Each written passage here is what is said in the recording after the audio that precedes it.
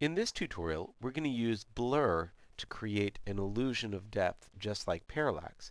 Now, the way this works is by using depth of field, and there's a different depth of field for objects that are closer to the camera versus further away from the camera. And we can change our focus by change our um, focus of our object by changing our focus of which one is in focus and which one is out. So let's open up the CameraBlur start file, and you'll see that we have a kid, foreground, midground, background, and then the moon. And we're going to change the focus from our moon to our kid and back to the moon in this animation. Let's select all the layers and then click on them in order to show the properties for all the movie clips. And we're going to add a little blur to start off with.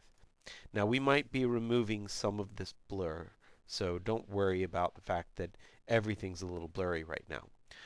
What we're going to do is let's take the blur for our moon and take him down. So I might go ahead and collapse the transform panel and then collapse position and color effect maybe, so I can bring up the filters panel and make it obvious, because I'm going to be in here a lot. I'm going to take this down to 0 pixels. Now for the next one, that'll be at 5. The next one will be at 10. The next one should be at 15 possibly, and the kid will be at 20. So you can see we definitely have progressively more blurry objects in the front. Now of course, we should also consider changing whether or not we are on low, medium, or high quality. It's not a bad idea at all to give it a higher quality, at least medium. Now we're going to duplicate those keyframes to frame 30, and we're going to change all the numbers. So now we're going to change what used to be set to 0 so that it is our 20, then this will be our 15, this will be our 10. Let's see, that's still 10. So this is 5, and that should be 0. Alright, so everything's worked. So if we now test our animation, create a classic tween, we should see that we do have indeed some sort of focus change. But the problem is this: what happens when we get to frame 5 or so, and what used to be in focus was the moon, and that focus has to change to the next object. So at frame 5, the next object is the background. So I need to create a keyframe here, and that keyframe for that object now needs to have the blur set to 0. Then at frame 10, I'm going to insert another keyframe for the next object up, and that object needs to now be set to 0. Then the next object at frame 15, that should be set to 10. And then finally, this object at the very end will be in focus. So you'll see that certain objects become in focus and out of focus during the animation. This can look a little funny because when something gets to be completely in focus, you'll notice it looks kind of strange.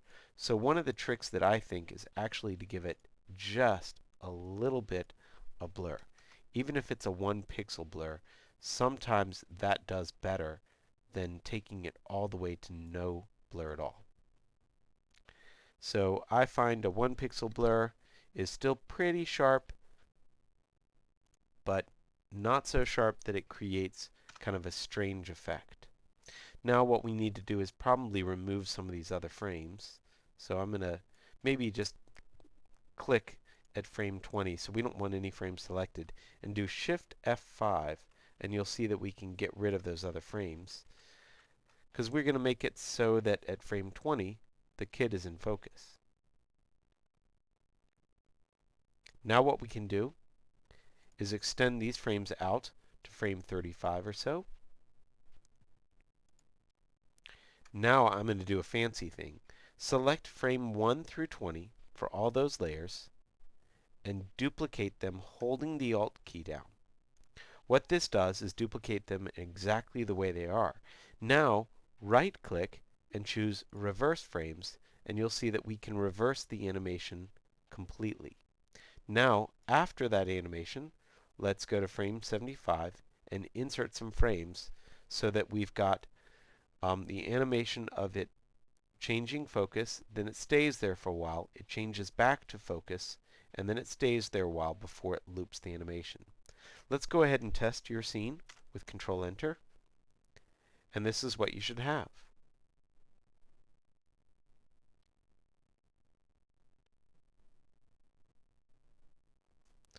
So once again, if the little bump in the animation looks a little funny to you, what you might want to adjust is the amount of blur an object goes to. So if it goes to like 2 or 1, that might, or even 2 or 3, I'm sorry, that might be enough to make it look like it's being in focus and changing the depth without it doing that kind of funky, too sharp type of look. But this can be a very effective thing in animation to create focus in our animations. It's very much a cinematographic technique. So I hope you enjoy. Go ahead and save your work, removing the start from the name, and go on to the next tutorial. Thanks.